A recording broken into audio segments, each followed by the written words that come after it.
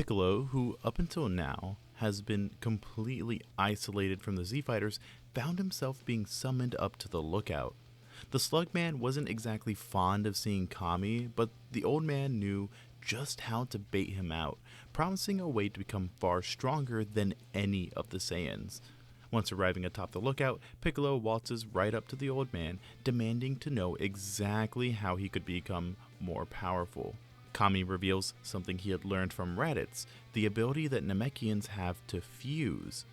While this sounds suspicious, Kami reveals he's been ready to retire for quite some time, and points out that there's another threat, one far more powerful than the Z-Fighters. He tells the demon about Baby and his acquisition of Cell, something that rightly terrifies the Namekian. It takes some time for Piccolo to decide, but he does eventually agree to fuse, and in minutes the two are whole once more. Though Piccolo isn't the one to emerge. Instead, Kami is left alone atop the lookout. He had stood by for far too long, allowing the Saiyans and Earthlings to fight for the place he should be protecting. Not only that, but the evil he once split apart from had been allowed to return not twice, but thrice, and continue to cause havoc, all under the Guardian of Earth's watch. Kami was taking charge, and with Piccolo's eternal youth, inherited from King Piccolo, he would find a way to defeat this latest threat. He hands Mr. Popo his staff before walking into the room of spirit and time, promising he'll be back to take care of Baby once he returns. Back at Capsule Corp, both Krillin and 16 prepare to fend off Baby. Bulma, of course, has no idea who or what this is, though when hearing both Gero and Wilow's name, she can put two and two together. When trying to question this creature, Baby simply tells her to activate 17 and 18, which means diplomacy is not an option, but it is a game. Krillin tells the advancing mutant to stop, stepping up to block him. Baby tries to swipe the monk away with his tail, but Krillin just barely manages to dodge the attack. This sends 16 into battle mode, who then proceeds to smack Baby around, attempting to pin him down and detain the creature. The mutant, not knowing the android is fully mechanical, tries to pierce him in the neck. 16 initially thinks this is just an attempt at absorption, failing to notice the small blob that had attempted to infect him. With the machine mutant out of options, he screams out, causing a massive explosion that sends Krillin, Yamcha, and Bulma flying back. The two martial artists recover from such an attack, though Yamcha wipes some blood from a cut to his cheek. 16, however, is attempting to hold Cell down, asking the two humans for assistance. Krillin begins charging up a Kamehameha and tells 16 to throw Cell into the air. He'll be the one to end this quickly. The robot obliges and grabs Baby by the tail before swinging him around and up into the air. The android is flung up, where a giant wave of red energy completely disintegrates his top half, ending the threat in one blast. Krillin had to go all the way to times 30 to make that work, but at least they were safe once again. He's happy he stayed with Bulma. If not, things may have ended badly. Hopefully Goku and Raditz were having an easier time. Once Cell's body began moving once more, that would be the last of Krillin's worries. In some far-off wasteland, Vegeta was watching Goku and Raditz argue about what to do with the good doctor's head. Once Gero had been defeated, and there were no other threats determined, the prince figured his job was done, and so decided to fly off to Capsule Corp. Overall, this day had proven to be rather boring for the prince. He was disappointed in this future threat the brat had warned them about. As for the Saiyan brothers, neither of them wanted to kick the scientist while he was down, though the idea of Gero's head rolling down the mountainside did make the older Saiyan chuckle a bit. They couldn't just leave him here, but he did need to pay for his crimes, as he had destroyed a city just to lure Goku and Z-Fighters out. Well, they could bring his head to Capsule Corp. Maybe Bulma could use him? Well, Auburn had something to say about this. She figured if Gero was partially robotic, then perhaps he had data on his personal model that could stop 17 and 18. Those delinquents? How do you know about them, girl? They have yet to be activated, nor do I have plans of helping you to tinker with them. Is that so? In that case, I'll just make sure you can't create any more of those monsters to terrify my future. Auburn powered up a small key blast. They aren't monsters, they are my creation, and they'd never follow an order to cause undue devastation without my say-so. Yeah? Wanna bet? Where I come from, all they do is cause destruction. It's thanks to you that my dad, mom, and everyone else I ever cared about is dead. Gero simply yelled back that he doesn't know nor care about who perished, as it was all for the sake of furthering his experiments and humanity as a whole. Auburn was sick of this rhetoric and simply decided to fire her key blast, but before she could, everyone in the area felt a huge power spike. This was a complete anomaly.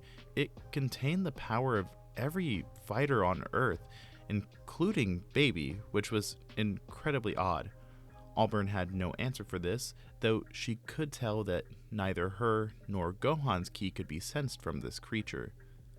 That didn't make any sense either, since she could clearly sense Trunks' ki, as if... Auburn immediately burst off, flying straight towards Capsule Corp. She didn't know what was going on, but it wasn't good. Goku and Turnip also burst off, leaving Raditz with Gero's head. The Saiyan was quite disgusted at the scientist, though unlike Auburn, he couldn't strike the man down. And so, he held onto Gero's head and flew off as well. Back at Capsule Corp, Baby had regenerated and was ready to fight once more. 16 and Krillin were also ready, though once the two raced forward to attack, a massive spirit ball flew directly into the monk's side. The resulting explosion took Krillin completely out of the fight, though 16 was able to handle both Baby and Yamcha just fine, despite the two fighting with perfect synergy. Bulma was just downright confused as to why Yamcha would be helping this monster. Sure, he was a sleazeball, but he'd never turn on the Z-Fighters like this. Yet, here he was, supporting Baby with Ki Blast from a distance. Luckily, Krillin came limping out of a nearby Capsule Corp building. He was bleeding from several wounds, but had a determined look on his one open eye. The monk pulled his hand back, charging up a one-handed Kamehameha before yelling out Kaioken times 30, once launching it. At first, Bulma believed it was meant for Baby, but the blast flew right past him and hit 16 square in the chest, blowing his left arm and most of his abdomen clean off. Bulma was speechless, simply falling to her knees in horror as Baby smirked and began walking right towards her. Now, Dr. Briefs, I'll ask you once more. Reactivate 17 and 18. The creature pointed its tail straight at the doctor, threatening her with death while Yamcha and Krillin just watched. Come on, Bulma. Listen to Lord Baby. I want to watch his perfection before my body gives out, Krillin said, falling to his knees in pain. Yeah, Bulma. Just listen to Lord Baby and he'll spare you. Maybe he'd even let you join him too, like us. Yamcha flashed Bulma the peace sign, though she could hardly look him in the eye. Bulma couldn't understand what was going on, nor how to stop it. This felt just like a nightmare come true, though the scientist could only hope that that was the case. That's when she felt the ground beneath her suddenly move as several vines wrapped around her waist, dragging her across the field, whilst giant roots surfaced from the ground and assaulted the three combatants. Sukatsu had used the nearby plant life to distract these villains, though he couldn't hold them off for long. His words proved true when Baby broke free of the roots and charged the Iramen. The two had a very brief fight, which ended when Sukatsu was pierced through the chest by Baby's tail. Bulma hadn't wasted the distraction though, and had hopped into an airship with 17 and 18's pods. She had gotten off the ground and was trying to escape at max speed when Cell appeared right in front of the ship, stopping it with one hand. "I gave you a chance. Now I'll just have to force you to obey." Baby raised his tail, ready to pierce Bulma, though was interrupted by a kick from a very powerful fighter. "Ha! Threatening a defenseless woman. Some fighter you must be. How about you take on somebody with some real power?" Vegeta charged the android, though to his surprise, Baby was able to keep up with him. The prince had thought nobody could rival the power of Super Saiyan, especially after beating Gero, but this creature had power on par, or maybe even higher, than his. The two continued fighting, with the prince keeping his cool and getting some pretty good shots in on the android. Baby tried using his tail and several attacks to scratch Vegeta, but the Saiyan was able to dodge every single one of them. The mutant hadn't lost hope though. In fact, the way Vegeta was able to read him like a book, to see through his feints and tricks, it made Baby want him as a host even more. The mutant knew from Krillin and Yamcha's memories that Vegeta was an experienced fighter, going his whole life fighting in death matches against opponents as strong or stronger than him. Such a host would be invaluable to Baby going forward. The android began to erratically attack Vegeta, attempting to cause an injury, any injury, so that he could then infect him. This, however, only made matters worse for the mutant, as the Saiyan dodged every attack before getting in close and launching a massive blast point blank, blowing a hole in Baby's stomach. The parasite fell down towards the earth, mortally wounded, or appearing so, to the prince. "Pathetic! You got desperate and abandoned all hopes of defending yourself. Even those weaklings over there understand the basic principles of combat better than you. What a waste."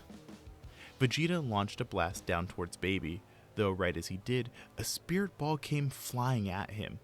The prince was able to dodge this attack, but when he saw Yamcha controlling the ball, he quickly became annoyed. "Do you have a death wish or something? I'm on your side, you imbecile." The prince got ready to fly down and sock Yamcha in the face when, from behind, Cell appeared, striking Vegeta in the arm with his tail. The prince quickly pulled away, launching a few ki blasts to create distance between the two. He didn't understand how Cell could be alive, though figured he could still end this if he were careful. But suddenly, the Saiyan felt his body becoming sluggish, then going completely still. What's going on? Why can't I move?" "I am why. You may call me a parasite, but I am Baby. You're mine now, and I'll use you to further help me with my perfection." Vegeta began to power up, trying to overpower this parasite within his body. He could feel it, fighting to constrict his every muscle, to take over his body, moving all over his veins and vessels. However, Cell and Yamcha came in and began beating the Saiyan down, distracting and weakening him while he was already compromised. Eventually, the prince fell to Baby's influence, and the three, with Krillin on Yamcha's back, caught up to Bulma. Just as the backup arrives, Auburn watches as Bulma reawakens 17 and 18, before the two are promptly absorbed, and Baby transforms into perfect Cell. And wow, this power, it feels infinite, almost being too much for Baby to fathom, for him to handle. While the mutant is celebrating his success at becoming the perfect creation, he then hears a voice in his head. "Huh, you haven't noticed it yet, have you? Well, let me demonstrate just how powerful this body of mine really is." Baby's toast began moving on its own, powering up with an aura so large that it blew everyone nearby away. This power, it was intense, so much so that it began to hurt Baby. He tried ordering Cell to obey, then trying to wrestle control from the android away once more, but nothing worked. Baby was eventually pushed out of Cell's body, relocating to Vegeta before trying to fire a few ki blasts directly at the monster. This does absolutely nothing to Perfect Cell, who then proceeds to absolutely break Vegeta's body. This, however, causes the Z-Fighters to jump the Bugman, which also leads to the rest of the Saiyans being utterly decimated. However, when Cell is done punishing these foolish Saiyans, he turns back only to notice that the parasite managed to escape with Vegeta's body. Well, the Bugman would simply have to destroy the Earth in that case. Well, I must say, Son Goku, you and your friends have done nothing but disappoint me. Without any challenging fighters around, and that parasite lurking about, I think it'd be best for all of us if I just ended your pathetic world. The Bugman lifted up his finger, charging up a supernova whilst eyeing down the injured Saiyans, though he soon senses a powerful key signature appear on Earth. This intrigues Cell, who leaves the injured Saiyans and begins flying towards the power. Whoever this is, they feel like Piccolo, though even that isn't accurate as they're far too calm and have a good nature. This is new, and Cell can't help but be excited for this fighter. Once the two meet, the Namekian introduces himself as Kami, the Guardian of Earth. Clad in a white gi with power far above that of even Goku. Now this was going to be fun. But that's where we're going to be leaving things off for right now. If you enjoyed this video, then maybe you'd enjoy a series all about Yamcha becoming a Saiyan. But even if you don't, thank you for getting to this part of the video. You guys have a good day or night wherever you are. That's it for now. Bye bye.